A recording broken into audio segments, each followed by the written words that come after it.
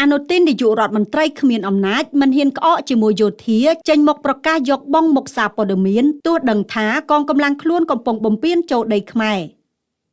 ការឡើងមកកាន់តំណែងរបស់លោកនាយករដ្ឋមន្ត្រីអនុទានមិនត្រឹមតែមិនមានដំណោះស្រាយឬអាចនិយាយបានថាកាន់តែយ៉ាប់ជាងមុនព្រោះនាយករដ្ឋមន្ត្រីដែលឡើងតាមកិច្ចព្រមព្រៀងរូបនេះមិនត្រឹមតែគ្មានគោលជំហររបស់ខ្លួននោះទេថែមទាំងបង្ហាញឲ្យសាធារណជនឃើញច្បាស់ថាគេមិនហ៊ានក្អកជាមួយនឹងកងទ័ពនោះឡើយដោយការចេញផ្សាយរបស់សារព័ត៌មានខៅស៊ូតនៅថ្ងៃទី29ខែកញ្ញាឆ្នាំ2025នេះឲ្យដឹងថា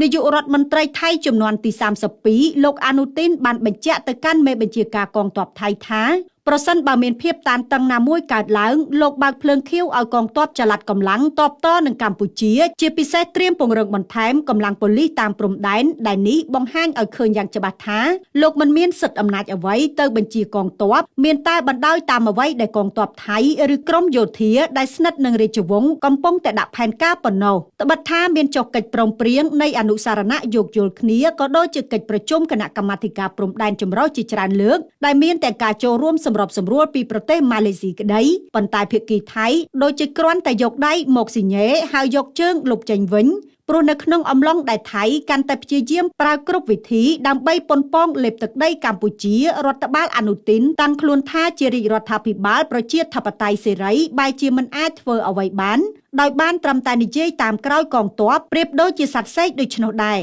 ថ្មីនេះនៅពេលដែលស្ថានភាពនៅតាមបណ្ដោយព្រំដែនកម្ពុជាថៃវិលទៅរកភាពកាន់តែតានតឹងអនុទានបែរជាផ្ដល់សិទ្ធិឲ្យកងទ័ពជាអ្នកសម្រេចកិច្ចការព្រំដែនទាំងដែលដឹងថាយោធារបស់ថៃប្រើប្រាស់ផែនទីគូដោយឯកតោភាគី